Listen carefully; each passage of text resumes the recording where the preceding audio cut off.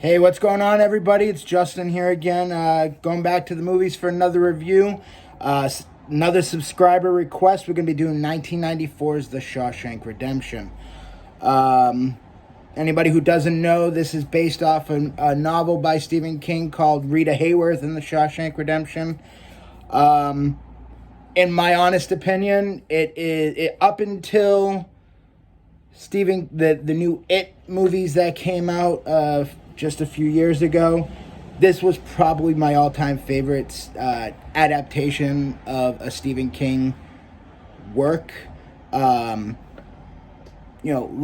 face it. There's one constant in cinema, and that is people are going to want to make Stephen King movies. It's just inevitable that it's going to happen. Going back all the way to the early 1980s, you've had countless movies, some good, some bad. You chalk up some of the bad ones to, even Stephen King himself will say that Maximum Overdrive was his fault.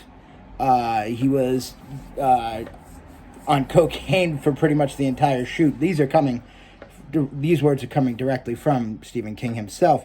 But just to name a few of his works, you have movies like Apt Pupil, Christine, Children of the Corn, which is one of my personal favorites. And yes, it deviates from the original story, but Linda Hamilton, Peter Norton, I enjoy the film very much. Cujo, Creepshow, The Dark Tower, which came out a few years ago. Again, another movie that I enjoy that wasn't well liked by the majority of people.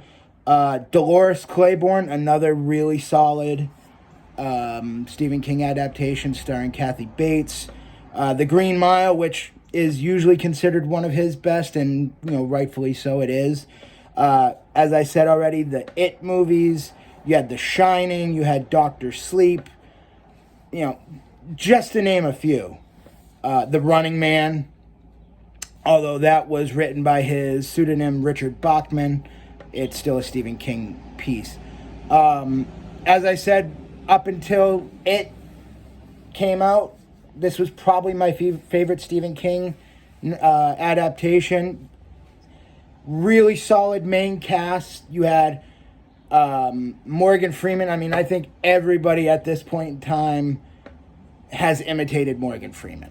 Nobody can do it as well as he can, but he has that famous line, "Get busy living or get busy dying." That's damn right. It's an iconic line by an iconic actor. Tim Robbins is fantastic as Andy Dufresne, but in order to have two lovable characters, you need to have an equally dislikable set of characters. And Clancy Brown, who plays Captain Hadley, and Bob Gunyan, who played Warden Norton, both just, you don't like them, but that's what makes them great. And just the four of them together, and the supporting cast as well. William Sadler comes to mind, makes for such an entertaining movie. It was nominated for 7 Oscars, didn't win any, but it stands the test of time. Almost 30 years have passed. It's on all the time, and all the time it's almost like it pulls you in and you have to watch it. It's just that kind of movie. It's an iconic movie. Little backstory on the movie itself, plot I should say, not backstory. Obviously Andy Dufresne goes in for murder. Did he actually do it? We don't know. He says he didn't do it. He says he went and sobered up, was thinking about it, but it's kind of vague. Did he actually do it? Morgan Freeman doesn't shy from the fact that only guilty man in Shawshank, but you still love his character. You love Tim Robbins' character. You love Morgan Freeman's character. You hate Clancy Brown. You hate Bob Gunyan. And it just works. You love them so much that you're rooting for them, even if they're not the best of people. Tim Robbins is not a bad man by any stretch of the imagination, at least It kind of reminds me a lot of Quentin Tarantino's Once Upon a Time in Hollywood. Cliff Booth. We love the character, but he has a seedy past. Did he actually do the things he was accused of? Regardless, it's an incredible story.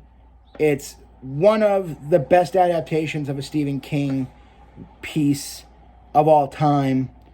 And it just stands the test of time. And, you know, because of that alone, I'm going 8-6. It's just one of those movies that it's amazing. And you can watch it over and over and over again, and you'll still be entertained. So, there you have it. 8.6 for the Shawshank Redemption. Again, another subscriber request. I love your requests. Please, leave me comments on any other movies you'd like, and I will review them. Until next time, I'll see you at the movies.